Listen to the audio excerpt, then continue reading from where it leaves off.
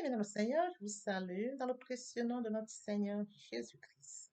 C'est la bienvenue sur cette chaîne, l'unique véritable Dieu, où je partage la parole vivante, la parole efficace, la parole créative, celle qui était au commencement. Au commencement était la parole. La parole était avec Dieu, la parole était. Je souhaiterais aider chacun de nous à se rapprocher de Dieu afin de développer une relation d'intimité avec Dieu. Et oui, bien, mes frères et sœurs en Christ, connecter l'univers véritable Dieu, c'est de s'édifier via la parole. Il est écrit dans Matthieu 4, l'homme ne vivra pas seulement de pain, mais de toute parole qui sort de la bouche de l'Éternel. Connecter l'univers véritable Dieu, c'est de partager. Je connecte cette chaîne pour partager la parole de Dieu. Et je vous prie, bien mes frères et sœurs, après vous être édifiés, de partager autour de vous afin d'aider à l'éducation des autres. Connaître le véritable Dieu, bien mes frères et sœurs en Christ, c'est de grandir spirituellement. Deux possibilités s'offrent à vous.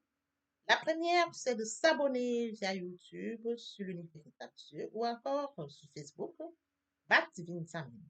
De la sorte, vous allez recevoir plus d'enseignements, ce qui vous permettra de grandir spirituellement. Et oui, bien mes frères et sœurs en Christ, grandir spirituellement vous permettra, bien mes frères, de vous rapprocher davantage de votre Dieu. Bien, mes frères et sœurs en Christ, il est écrit dans la parole de Dieu, il y aurait plus de joie au ciel, juste pour un seul pécheur qui se repent, pour 99 justes qui n'ont pas besoin de repentance. Et oui, bien, mes frères et sœurs en Christ, je vous invite donc à vous joindre à moi, afin qu'ensemble nous partagions au maximum la parole de Dieu. Et sur ce, plusieurs personnes vont se repentir et se convertir.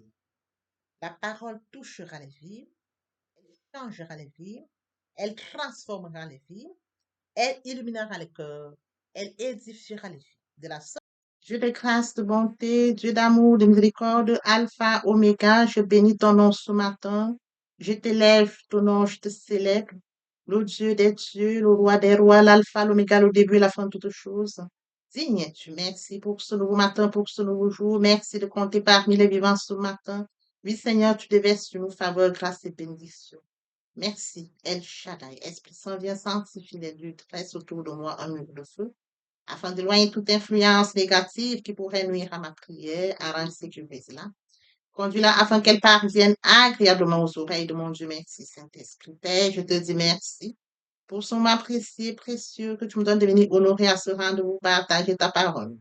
Qu'elle touche, change les vies, qu'elle transforme, sauve les vies. Illumine les cœurs, tu sais le faire. L'honneur, la gloire et l'adoration te reviennent pour les siècles des siècles. Au nom puissant de Jésus-Christ, je t'ai prié. Amen. Bien, mes frères et sœurs en Christ, il est écrit dans Exode 34, au verset 28, Moïse resta là avec l'Éternel 40 jours et 40 nuits.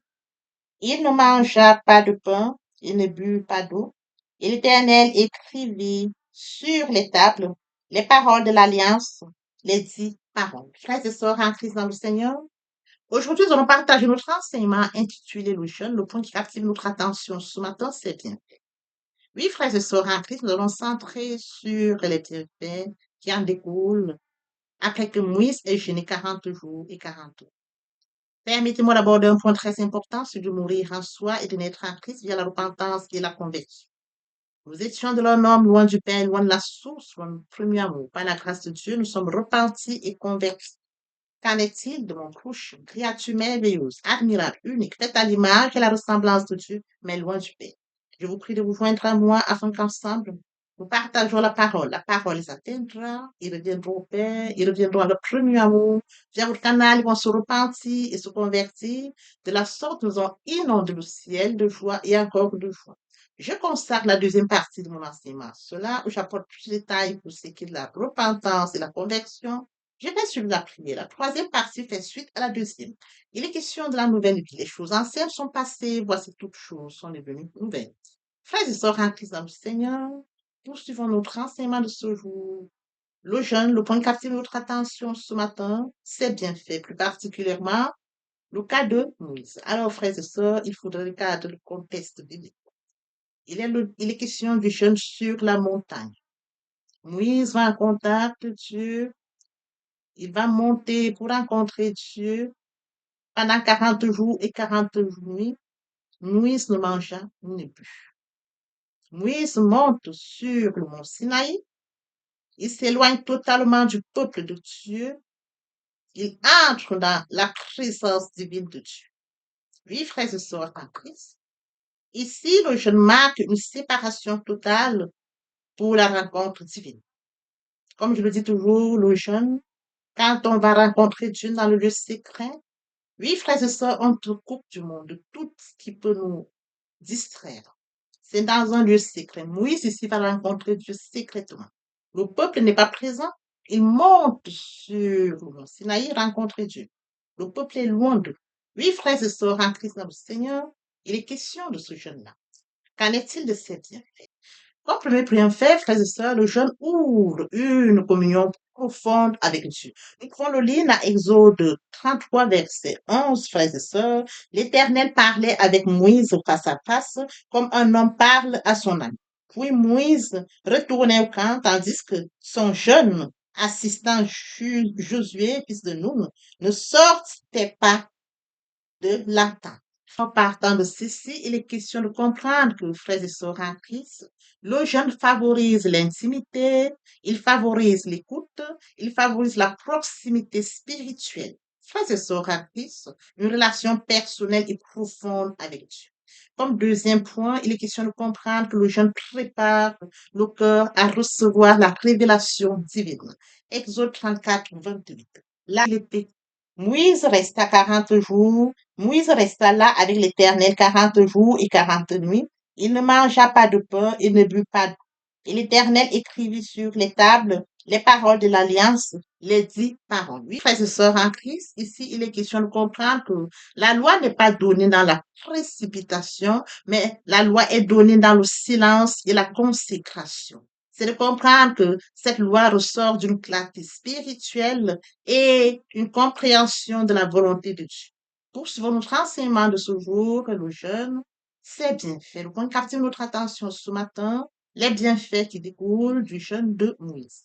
Comme troisième point, le jeûne fortifie l'intercession pour le peuple. Frères et sœurs en Christ, comme mentionné dans Deutéronome 9, 18, là, il est écrit, je me suis prosterné devant l'Éternel comme précédemment, 40 jours et 40 nuits, sans manger de pain et sans boire l'eau, à cause de tous les péchés que vous avez commis, que vous aviez commis, en faisant ce qui est mal aux yeux de l'Éternel pour l'irriter.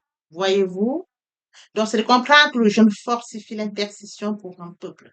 Alors, frères et sœurs en Christ, le peuple a adoré le veau d'or pendant que Moïse était 40 jours et 40 jours devant l'Éternel.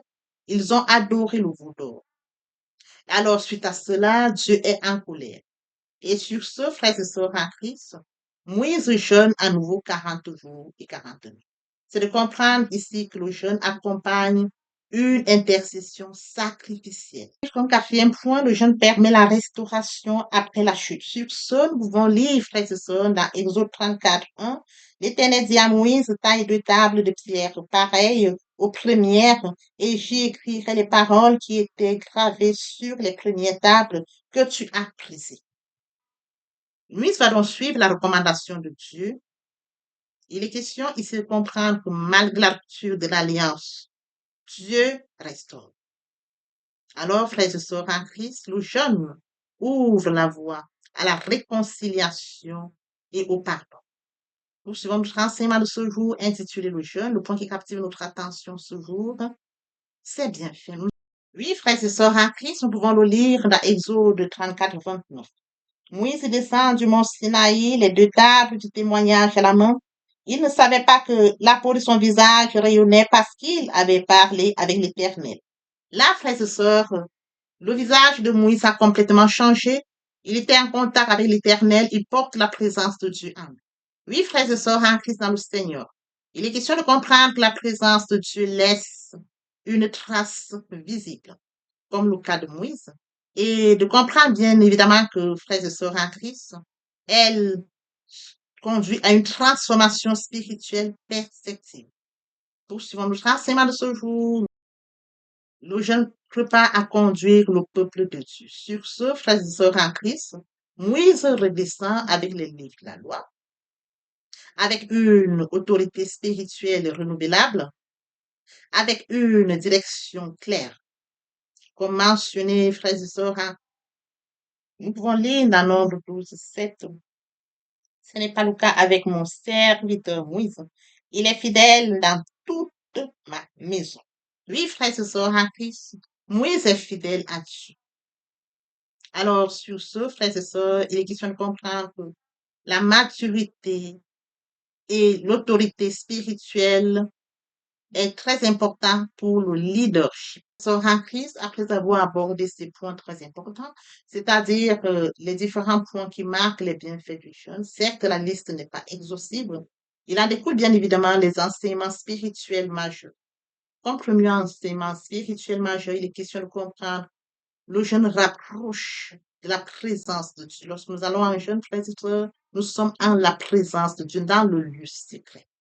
Le jeûne ouvre à la révélation et à la compréhension. Nous comprenons ce que Dieu veut nous révéler pendant que nous sommes en jeûne. Une intercession efficace. Lorsque nous allons vraiment, frères et sœurs, en Christ, en prière, il en découle vraiment cette intercession efficace qui ressort. Le jeûne prépare à restaurer ce qui est brisé.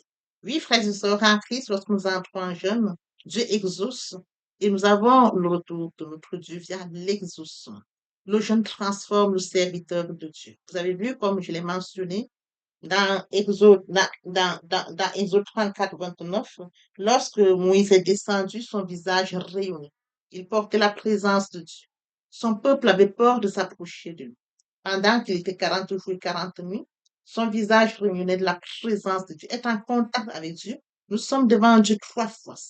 À partir du moment où nous sommes en présence de Dieu, frères et sœurs, il y a des transformations physiques qui se font, même intérieures. Le cas présent, on parle du rayonnement de son visage. Ceux-là qui sont vraiment connectés à Dieu, ceux qui sont vraiment constamment, frères et sœurs, portent une lumière comme celle de Moïse. Et donc, cette lumière, ce rayonnement, faisait en sorte que le peuple avait peur de s'approcher de lui, avait peur de Moïse parce que justement, ce rayonnement, frères et sœurs, en Christ, marque la présence de Dieu. Il porte une présence à lui. C'est lorsqu'il a demandé au peuple de venir que le peuple a pu venir vers. Alors, c'est de comprendre, frères et sœurs en Christ, le jeûne transforme le serviteur de Dieu. Le serviteur de Dieu, Moïse, rayonnait, une lumière rayonnant sur son visage, et le peuple l'a tout de suite découvert. Papa, je t'aime. Papa, je t'aime. Oh. Papa, je t'aime. Tu es mon papa. Papa, je t'aime. Papa, je t'aime. Oh. Papa, je t'aime. Voici, nous allons poursuivre les deuxième et troisième parties de notre enseignement. Partie riche et importante pour comme cette première pour notre édification. Sur ce, je vous tends l'oreille pour la suite.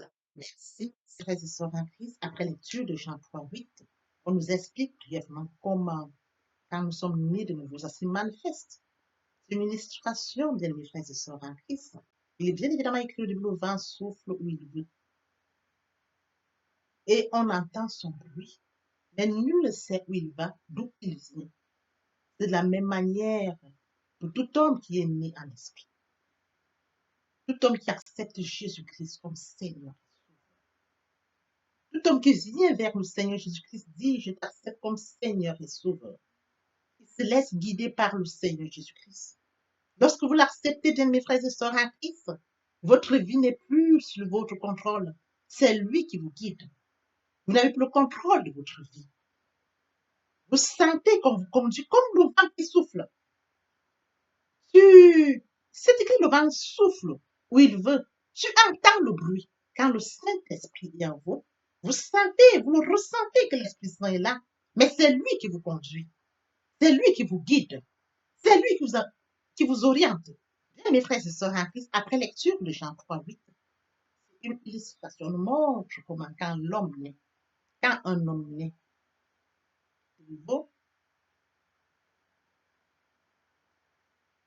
l'homme qui est né de nouveau se laisse conduire par le Saint-Esprit. C'est l'Esprit Saint qui le conduit. Il ressent la présence du Saint-Esprit. Il sait que le Saint-Esprit est présent en lui. Il n'a plus le contrôle, mais c'est le Saint-Esprit qui le guide. que mentionné ici. Le vent souffle où il veut. Tu entends le bruit, mais tu ne sais d'où il vient, ni où il va. L'Esprit Saint s'installe et prend le contrôle. C'est écrit. Votre corps est le temple du Saint-Esprit. Et oui, bien mes frères et sœurs en Christ, c'est écrit. Votre corps est le temple du Saint-Esprit. L'Esprit Saint habite en vous. Il prend le total contrôle. Il vous guide. Il vous oriente. Il se manifeste en vous. Le Seigneur Jésus-Christ a dit, je ne vous laisserai pas seul. Je vous enverrai le consolateur, l'Esprit Saint. Quand il habite en vous, il a le total contrôle. Il se manifeste. Ce n'est plus vous qui prenez le contrôle, mais c'est le Saint-Esprit qui prend le contrôle. C'est lui qui vous guide. C'est lui qui vous oriente. Oui, bien, mes frères et sœurs, en Christ est assis à la droite du Père. Il intercède en notre faveur. Il ne nous a pas laissés seuls. Le Saint-Esprit qui est en nous prend la suite, prend la relève, nous conduit, nous guide, nous oriente, se manifeste au-dedans de nous. Et oui, bien, mes frères et sœurs en Christ, il en est ainsi de tout homme qui est né en esprit. Poursuivons avec notre enseignement de ce jour. Et oui, bien, mes frères et sœurs en Christ, il en est ainsi de tout homme qui est né en esprit. Poursuivons par la lecture de Actes 26, 8. Quoi vous semble-t-il incroyable que Dieu ressuscite les morts? Oui, bien, mes frères et sœurs en Christ, Dieu a ressuscité son Fils Jésus-Christ. Il est ressuscité le troisième jour. Oui, bien, mes frères et sœurs en Christ, nous sommes dans la gloire de Christ. Nous allons de gloire en gloire. Christ est mort sur le Golgotha et il est passé de la mort à la vie. Ce passage, nous en bénéficions. Avec lui, nous sommes assis à la droite du Père. C'est écrit. Bien, mes frères et sœurs en Christ, nous devons être conscients que Dieu a tant aimé le monde qu'il a donné son Fils unique, afin que quiconque croit en lui ne périsse point, mais qu'il ait la vie éternelle. Oui, bien, mes frères et sœurs, lorsque nous acceptons Jésus comme Seigneur et Sauveur, lorsque nous passons par la repentance et la conversion, nous passons à une autre vie. Nous changeons le centre de gravité de notre vie. Nous tournons vers notre vie, vers le Seigneur Jésus-Christ. Nous laissons le contrôle de notre vie entre les mains du Seigneur Jésus-Christ. L'Esprit Saint prend le contrôle et se manifeste, tel que mentionné dans Jean 3, 8. Le vent souffle où il veut. Et tu entends le bruit, mais tu ne sais d'où il vient, ni d'où il va. Il en est ainsi de tout homme qui est né de l'Esprit. L'herbe sèche, la flotte tombe. Il en est ainsi de tout homme qui est né de l'Esprit. L'herbe sèche, la flotte tombe, mais la parole de Dieu demeure éternelle. Papa, je t'aime. Papa, je t'aime. Oh. Papa, je t'aime. Tu es mon papa. Papa, je t'aime. Papa, je t'aime. Oh. Papa, je t'aime. Tu es mon bien-aimé et mon Dieu. Et mon Dieu. Et mon Dieu. Oui, bien, mes frères et sœurs en Christ, le moment est venu pour nous de poursuivre avec les deuxième et troisième parties de notre enseignement. Partie qui vient de compléter cette première pour notre édification. Se repentir, c'est regretter, c'est sans vouloir, c'est pleurer. La repentance est un changement d'attitude, se détourner de son mal pour se tourner vers Dieu. Venez, plaidons, dit le Seigneur, si vos péchés sont comme le cramoisi, ils deviendront blancs comme la neige. S'ils sont comme la pourpre, ils deviendront comme la laine. Se convertir, c'est le fait de déplacer le centre de gravité de ma vie ancienne vers mon Dieu. Se convertir, c'est de croire en Jésus-Christ. En un mot, nous pouvons dire que la conversion accompagne la repentance. Lorsque les cœurs se convertissent, le voile est ôté. Or, le Seigneur, c'est l'Esprit. Là où est l'Esprit du Seigneur, là est la liberté. Toutes les personnes qui ne se sont pas encore engagées à suivre le Seigneur, pour ceux qui se sont engagés, et qui auraient, pour ceux qui se sont engagés, et qui auraient abandonné quelque raison que ce soit, le moment est venu pour nous, bien mes frères et sœurs en Christ, Je vais passer en prière via cette chanson. Miséricorde insondable, Dieu peut-il tout pardonner? Absoudre si coupable et mes péchés oubliés. Jésus, je viens à toi, tel que je suis, je viens à toi. Jésus, je viens à toi, tel que je suis, papa. Ah, répétez après moi la prière, Seigneur Jésus. Je m'engage à te suivre tes souffles. Je sais que tu es mort sur la croix de Golgotha. Le troisième jour, tu es ressuscité afin que je sois justifié. Merci, Père, pour l'œuvre de la croix. Merci pour l'amour que tu as manifesté au travers de ton Fils. Merci, Seigneur, pour le salut de mon âme. Merci pour avoir sauvé mon âme. Amen. Notre Père Céleste, merci pour les âmes précieuses. Merci pour l'engagement que tu leur donnes. Mon Dieu, mon roi, je te prie de veiller, conduire, afin qu'il y reste. Dieu qui sait faire, qui peut faire, je laisse entre tes mains. L'honneur, la gloire, l'adoration te reviennent pour les siècles des siècles. Au nom puissant de Jésus-Christ, je t'ai prié. Amen. Oui, bien mes frères et sœurs, en Christ dans le Seigneur, après s'être sincèrement repenti et converti, il faut y rester, il faut y demeurer. Comment le faire? Premièrement, invoquer le Saint-Esprit. L'Esprit Saint prendra contrôle durant la méditation. Poursuivra la lecture du verset ou du texte qui servira d'appui durant la méditation. Matthieu 4, 4, l'homme ne vivra pas seulement de pain, mais de toute parole qui sort de la bouche de l'Éternel. Méditer la parole, c'est l'approfondir, c'est la mûrir, c'est aller en réflexion profonde.